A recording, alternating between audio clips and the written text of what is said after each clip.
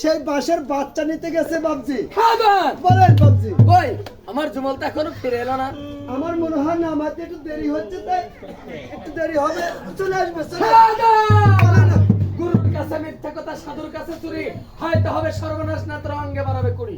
সত্যি করে বলো আমার জুমল কোথায় আছে? তার মুর্শিদ সবকিছু মনে হয় জেনে গিয়েছে। আমি কেমন করে ওর মুর্শিদের কাছে আমি সত্যি কথা বলবো? যাক, সত্যি কথার জন্য মরণও যদি ভালো, তাও ভালো, আমি সত্য কথাটাই বলে দেব।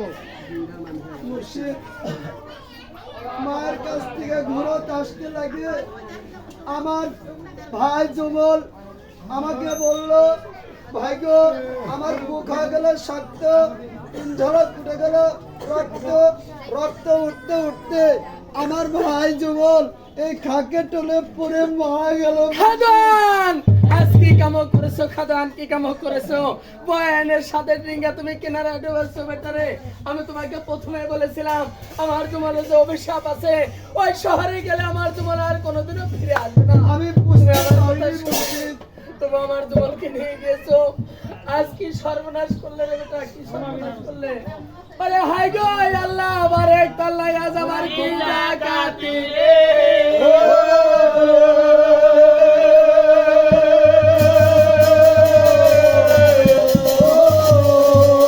ওরে এত দিন ছিল বেটাই আমার আজকে।